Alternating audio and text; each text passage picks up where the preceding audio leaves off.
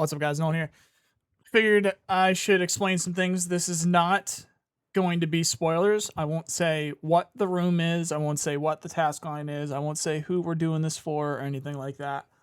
But you guys need to know this if you are doing this task line. And if you are doing the task line, it will be immensely obvious at which point you come up against this point. And if you do what I did, which is play the game, 16 hours a day to the point of you're very tired and you don't think outside the box, you're going to miss this and it's going to end up wasting 200 plus hours of progress. Because that's what happened to me. So make sure you're well rested when you're doing the story tasks. Make sure you're paying attention. And if you're somebody that wants to complete this, I would highly, highly, highly suggest that you do everything that you can to find as much information as possible on the internet, because there's things like this that I think BSG did to make the story interesting, to make what you do interesting, to make what you do really mean something.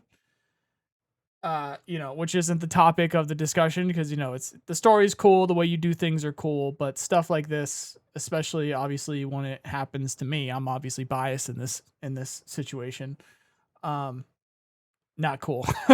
So I completely wasted 200 plus hours of grinding, and I'm not going to be able to get the thing that I wanted to get because of something that was not, it's not even remotely explained.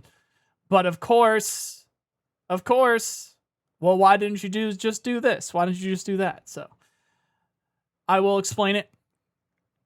And like I said, there will be no spoilers. But when you do come up against this, when you are doing the storyline, it will be very obvious that this is what you're doing. So here's the situation. You've been asked to put a USB somewhere that's secretive. How you get there is not important. You'll figure it out when you get there. It'll be clear. That bit'll be clear.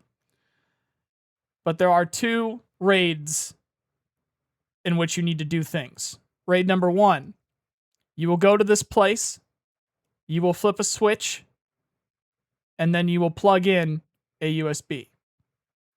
When that switch is flipped, a safe will open in another room. When that safe opens, a tape will be inside that safe. When you listen to that tape and you come back in raid 2 in which to pick up the USB, a note will spawn. On that note, it will tell you to push a button. You push the button, and then you leave the raid, and then you continue and/or complete, that task. Whatever happens around this, I'm not going to talk about. The specificity of what's on the tape and all that, I'm not going to talk about. There are no spoilers here. However, the mechanics of this is absolutely fucking vital. Because you see, if you do not listen to this tape at any point between raid 1 and raid 2, this note will not spawn. If this note does not spawn, you cannot push this button. Even if you know where the button is, because this is a physical object, you cannot push this button. And then when you pick up the USB to complete the task, says you're good to go, it'll say some other things which won't end up working out, because that happens. And I'm trying to avoid spoilers here, but there will be some text that says, something along the lines of continue to investigate. You continue to investigate. There is nothing. Oh, that's weird. There's a button on the wall, but you can't press it. I guess it's just part of the room. But it does say to now survive and extract because you've got the USB. You survive, you extract, you get an achievement, you finish that task line, and you move forward. And then you fail. And you cannot continue with the progress that you were doing for the last 200 hours. And then you're at a point that you could have been at days ago.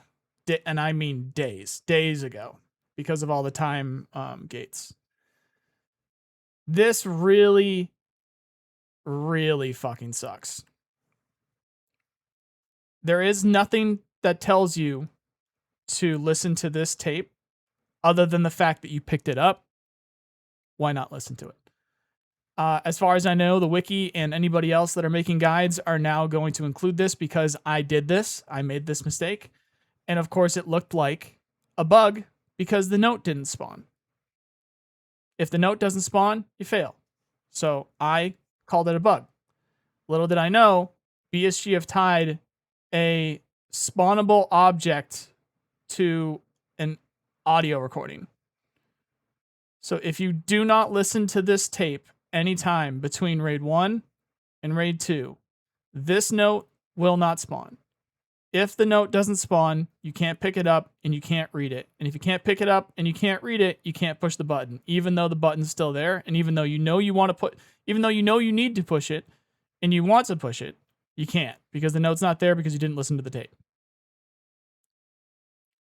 Go into the raid, flip the switch, plug in the USB, safe opens, get the tape out. Even if you don't have the recorder on you, it's fine. Once you get out of raid, listen to the tape. The note will spawn.